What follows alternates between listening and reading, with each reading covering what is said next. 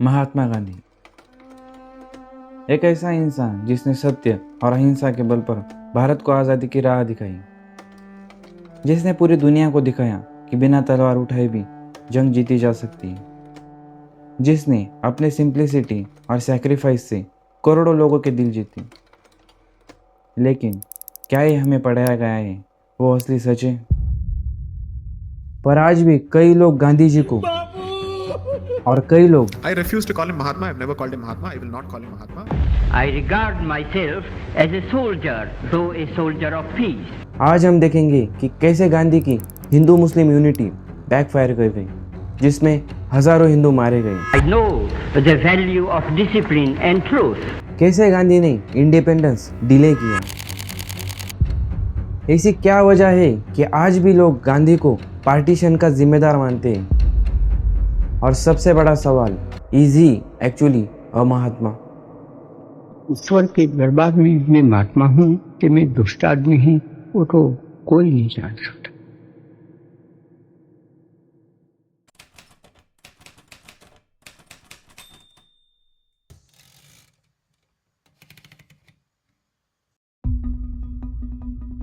साल था 1990। World war खत्म हो चुका था, पर इस जंग ने सिर्फ यूरोप को ही नहीं पूरी दुनिया को हिला कर रख दिया था। इस जंग में बुरी तरह हारने वालों में से एक था ऑटोमन एम्पायर। यही ऑटोमन सुल्तान दुनिया भर के मुस्लिम्स के लिए खलीफा था, इस्लाम का सबसे बड़ा स्पिरिचुअल लीडर। लेकिन ब्रिटिशर्स और उनके साथी अलाइज ट्रीटी ऑफ सीवर्स के जरिए ऑटोमन एम्पायर के टुकड़े करना चाहते थे। ये चीज़ इंडियन मुस्लिम्स के लिए एक पॉलिटिकल इशू नहीं था, ये उनके विश्वास का सवाल था। इस गुस्से से जन्मता खिलाफत मूवमेंट और इसके नेता बनते मोहम्मद अली और शौकत अली, जिन्हें अली ब्रदर्स भी कहा जाता है। यहाँ तक तो सब कुछ ठीक था। मुस्लिम्स अपने खलीफा को बचाने के लिए पूरे देश में प्रोटेस्ट कर रहे थे, लेकिन सरप्राइजिंगली इस धार्मिक प्रोटेस्ट में एंट्री होती है एक हिंदू लीडर की, मोहनदास करमचंद गांधी की। इन्हें लगता है कि अगर खिलाफत मूवमेंट को सपोर्ट किया जाए तो हिंदू मुस्लिम यूनिटी हो सकती है और यह प्रोटेस्ट ब्रिटिशर्स के खिलाफ है, तो क्यों ना किया जाए। पर आपको यह बता दें कि खिलाफत मूवमेंट का इंडियन फ्रीडम मूवमेंट से कोई लेना देना नहीं था, क्योंकि खिलाफत मूवमेंट एक रिलीजियस मूवमेंट थी। और आपको ये भी बता दें कि खिलाफत मूवमेंट को खुद मोहम्मद अली जिन्ना और मुस्लिम लीग का विरोध था, क्योंकि वो नहीं चाहते थे कि इंडियन फ्रीडम मूवमेंट एक रिलीजियस मुद्दे पर चलाई जाए। फिर भी महात्मा गांधी इस मूवमेंट को सपोर्ट कर चलाते हैं। आगे गांधी जी 4 अगस्त 1920 को नॉन कोऑपरेशन मूवमेंट की शुरुआत करते हैं। नॉन कोऑपरेशन और खिलाफत मूवमेंट दोनों को मर्ज कर एक नेशन वाइड मूवमेंट बनाते हैं। फिर देश भर में ब्रिटिश वस्तुओं को बायकॉट किया जाता है। फॉरेन क्लोथ्स की बॉनफायर सेरेमनी अरेंज की जाती है। ब्रिटिश इंस्टीट्यूशंस को भी बायकॉट किया जाता है। महात्मा गांधी, टैगोर जैसे कई बड़े लोग अपने टाइटल्स ब्रिटिश गवर्नमेंट को वापस कर देते हैं। यह मूवमेंट देश भर में जोरों शोरों से चल रही थी।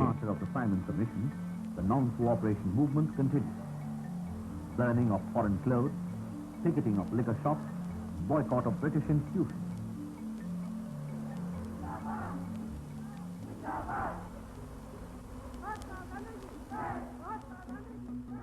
लेकिन केरला के मालाबार में कुछ अलग ही घटना घट रही थी। मालाबार में खेती करने वाले मुस्लिम्स, जिन्हें मोपला कहा जाता है, वो ब्रिटिशर्स और हिंदू जमींदार के खिलाफ हिंसक हो जाते हैं और धीरे धीरे ये मुठभेड़ एक कम्युनल जिनोसाइड में बदल जाती है, जिसमें करीब 2500 हिंदुओं की हत्या की जाती है। कई हिंदुओं को कन्वर्ट किया जाता है, कई महिलाओं पर अत्याचार किया जाता है और पवित्र हिंदू मंदिरों का अपमान भी किया जाता है। इस सब इंसिडेंट पर गांधी मोपला को ब्रेव मोपला कहकर इसे एक लोकल इशू समझकर नजरअंदाज कर देते हैं और इस मुद्दे से दूरी बनाए रखते हैं। इस पर एनी बेसेंट और डॉक्टर बाबा साहेब अम्बेडकर ने गांधी को काफी क्रिटिसाइज किया। Mr. Gandhi was so much obsessed by necessity of establishing Hindu-Muslim unity that he was prepared to make light of the doings of the Moplas and the Khilafas who were congratulating them.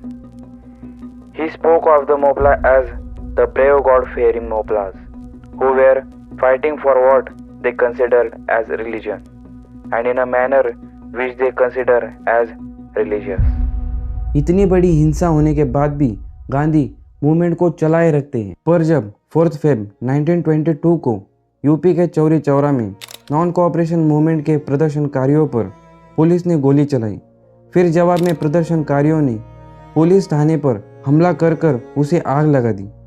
इस incident में 3 civilian और 22 पुलिसकर्मी मारे जाते हैं। इसके जवाब में गांधी नॉन कोऑपरेशन मूवमेंट मूल सिद्धांतों से भटक रही है, मतलब हिंसक हो रही है, ये कहकर मूवमेंट को विड्रॉ कर लेते हैं। यही आलोचना करने वाले गांधी को एंटी हिंदू करार देते हैं, क्योंकि गांधी जी मोपला में हजारों हिंदू मारे गए तब भी मूवमेंट को हिंसक कहकर विड्रॉ कर सकते थे, लेकिन ऐसा नहीं किया। ऐसा ही कुछ जब अब्दुल राशिद ने स्वामी श्रद्धानंद जी की हत्या की, तब अब्दुल राशिद को फांसी की सजा सुनाई गई।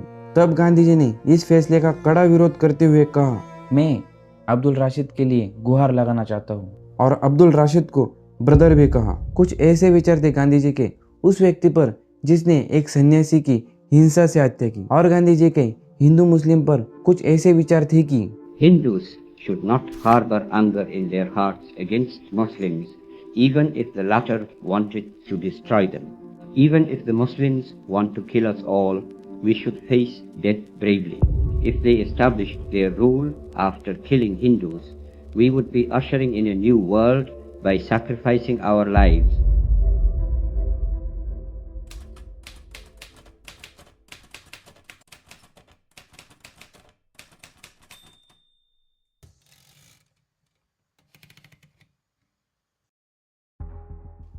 वर्ल्ड वॉर 1 खत्म होने के बाद ब्रिटेन की हालत खराब हो चुकी थी।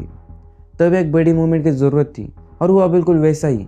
गांधी जी ने नॉन कोऑपरेशन मूवमेंट शुरू की, जिसके बारे में वीडियो के शुरू में बताया। नॉन कोऑपरेशन मूवमेंट को लोगों का सपोर्ट मिल रहा था और ब्रिटिश गवर्नमेंट को इसका नुकसान। फिर होता है चौरी चौरा इंसिडेंट, और गांधी जी मूवमेंट पीक पे होने के बावजूद विड्रॉ करते हैं। इस विड्रॉ डिसीजन पर सुभाष चंद्र बोस कहते हैं कि to sound the order of retreat just when public enthusiasm was reaching the boiling point was a nothing short of a national calamity. फिर 8 साल बाद 1930 में सिविल डिसोबीडियंट मूवमेंट की शुरुआत करते हैं। इस मूवमेंट में नॉन वायलेंट तरीके से गवर्नमेंट लॉ एंड ऑर्डर को अपोज करना था, जिसकी शुरुआत सॉल्ट मार्च से होती है। यह सत्याग्रह 1 साल चला, जिसमें करीब 60,000 लोगों को जेल में डाला जाता है, जिसमें गांधी जी भी शामिल थे। फिर दिल्ली में गांधी इरविन पैक्ट होता है, जिससे डिसाइड होता है कि गांधी जी मूवमेंट को रोक देंगे, और सेकंड राउंड टेबल कॉन्फ्रेंस के लिए गांधी जी लंदन जाएंगे। 7 समंदर पार करके सत्य और अहिंसा की ज्योत जगाने बापूजी सेकंड राउंड टेबल कॉन्फ्रेंस में हिस्सा लेने लंदन आ पहुंचे। यह राउंड टेबल कॉन्फ्रेंस गांधी के लिए बड़ी फेल्यूर साबित होती है। इस वजह से गांधी जी फिर से सिविल डिसोबीडियंट मूवमेंट शुरू करते हैं, जो पहले जितनी इम्पैक्टफुल नहीं होती। फिर से कई सालों तक गांधी जी कोई बड़ी मूवमेंट नहीं चलाते। फिर आता है सेकेंड वर्ल्ड वॉर। उस समय के कई बड़े नेशनलिस्ट को लगता था कि हमें पूरे देश में एक बड़ी मूवमेंट चलानी चाहिए, जिससे कि ब्रिटिशर्स दोनों तरफ से वीक होकर हमें इंडिपेंडेंस दे दें। पर गांधी जी ब्रिटिशर्स को सपोर्ट कर कर कोई भी मूवमेंट ना चलाई जाए, ये डिसाइड करते हैं। फिर से 3 साल का गैप लेकर गांधी जी 8 अगस्त 1942 को forcefully quit India movement launch करते हैं। लेकिन उसके दूसरे ही दिन 9 अगस्त 1942 को गांधी, नेहरू समेत कई बड़े लीडर्स को जेल में डाला जाता है। गांधी को पुणे के आगा खान पैलेस में और नेहरू को अहमदनगर के फोर्ट में रखा जाता है। खैर, ये शुरू होते ही खत्म होने वाली मूवमेंट कोई बड़ी लीडरशिप और स्ट्रेटजी ना होने के कारण इफेक्टिवली परफॉर्म नहीं कर पाती। आगे इन सभी लीडर्स को 1944-45 में छोड़ा जाता है, और हमें इसके 2 साल बाद 1947 में आज़ादी मिलती है।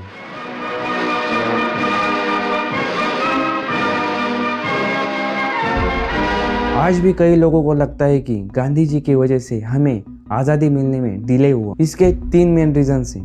पहला, मूवमेंट पीक पे होने के बावजूद विड्रॉ करना, non cooperation movement, Chauri Chaura incident के बाद सडनली विड्रॉ करना, civil disobedience movement, iconic Dandi march के बाद गांधी इरविन पैक्ट से मूवमेंट को रोक देना, जिससे ऑलमोस्ट कुछ भी अचीव नहीं हुआ। सिविल डिसोबीडियंट मूवमेंट के बाद गांधी लंबा गैप लेकर क्विट इंडिया मूवमेंट लॉन्च करते हैं, जो शुरू होते ही खत्म हो जाती है। गांधी ने हर मूवमेंट पीक पे होने के बावजूद विड्रॉ किया अपने विचारों के चलते, और मूवमेंट को शुरू करने में काफी वक्त लिया, जिससे कि ब्रिटिशर्स को संभलने का मौका मिल गया। दूसरा है opposing revolutionaries. Gandhi ji slow moral reforms और ब्रिटिशर्स का दिल जीतने में विश्वास रखते थे। दूसरी तरफ बोस, भगत सिंह, चंद्रशेखर आजाद जैसे कई रिवोल्यूशनर्स को लगता था कि भारत स्वतंत्र आर्म स्ट्रगल मतलब वायलेंस से ही होगा। गांधी जी ने रिवोल्यूशनरीज को सपोर्ट ही नहीं किया और ना ही उनको अपनी तरीके से कोई कोशिश करने दी। सुभाष चंद्र बोस जो 1938 में इंडियन नेशनल कांग्रेस के प्रेसिडेंट थे, इनको मजबूर किया कांग्रेस प्रेसिडेंट पोस्ट से रिजाइन करने के लिए, और भगत सिंह और बाकी रिवोल्यूशनरीज को बचाने के लिए एफर्ट ही नहीं लिए जो ले सकते थे। ये लोग ब्रिटिशर्स को चैलेंज कर सकते थे। तीसरा है Britishers took advantage of Gandhi's predictability. Gandhi ji अपने तरीकों में काफी कंसिस्टेंट थे, non violence, hunger strike, moral appealing. इस वजह से ब्रिटिशर्स को पता चल चुका था कि गांधी को कैसे हैंडल करना है। जेल में डालो, हंगर स्ट्राइक का इंतजार करो, तनाव कम होने के बाद रिलीज करो। इस बीच अंग्रेज बेशर्मी से हम पर रूल करते रहे और हमें आज़ादी मिलने में देरी होती रही। मेरा आपके लिए सवाल है कि गांधी जी की last movement quit India movement थी जो 1942 में शुरू होकर ख़त्म हो गई। तो 1942 से 1947 के बीच ऐसा क्या हुआ कि गांधी जी ने हमें आज़ादी दिला दी? इसका जवाब आप कमेंट में दे सकते हो।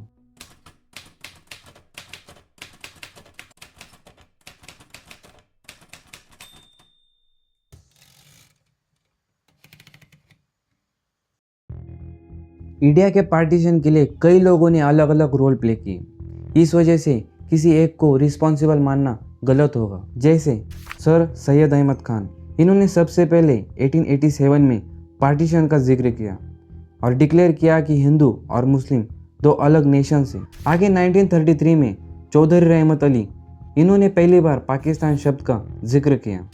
फिर मोहम्मद अली जिन्ना ने अपने लाइफ के 2 दशक इंडिपेंडेंट पाकिस्तान का सपना साकार करने के लिए लगा दिए। दूसरी तरफ सावरकर का भी यही कहना था कि हिंदू और मुस्लिम 2 राष्ट्र हैं। पर गांधी जी का पार्टीशन पर कहना था कि हिंदुस्तान का बंटवारा होने से पहले मेरे शरीर का बंटवारा होगा। इस वजह से कौन है जिम्मेदार पार्टीशन का, यह कहना मुश्किल होगा। इसकी बात हम किसी और वीडियो में करेंगे। देखा जाए तो गांधी जी भी पार्टीशन के सख्त खिलाफ थे, पर उस वक्त मुस्लिम लीडर्स की खिलाफत मूवमेंट, सेपरेट इलेक्टोरेट जैसी डिमांड फुलफिल होती रही। इस वजह से इन्होंने पार्टीशन की भी डिमांड रखी। गांधी जी डायरेक्टली रिस्पॉन्सिबल है या नहीं, यह कहना मुश्किल होगा, लेकिन मुझे ऐसा लगता है कि गांधी जी इन 2 तरीकों से पार्टीशन रोक सकते थे। पहला है मुस्लिम लीग और कांग्रेस की यूनिटी कर। गांधी जी ने हिंदू मुस्लिम यूनिटी की जगह मुस्लिम लीग और कांग्रेस की यूनिटी करनी चाहिए थी, जिससे मुस्लिम्स भी अपने आप को पावर में फील करते। लेकिन कांग्रेस ने 1937 के इलेक्शन में अलाय करने से ही इनकार कर दिया। इस वजह से जिन्ना की मुस्लिम्स में पॉपुलैरिटी और इन्फ्लुएंस बढ़ गया। दूसरा है fast unto death. Gandhi ji ने अपने ब्रह्मास्त्र मतलब कुपोषण का इस्तेमाल करना चाहिए था।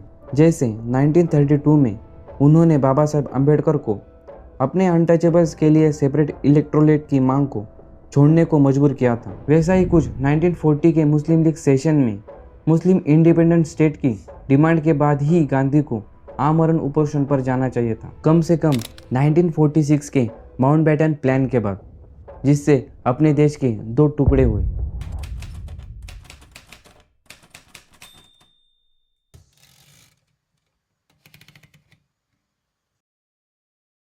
गांधी जी को साउथ अफ्रीका में किए गए सक्सेसफुल नॉन वायलेंट प्रोटेस्ट की वजह से टैगोर ने गांधी को महात्मा ये टाइटल दिया। इसका मतलब होता है a person with a great noble and selfless soul. पर आज भी कई लोग गांधी जी को I refuse to call him Mahatma. I've never called him Mahatma. I will not call him Mahatma.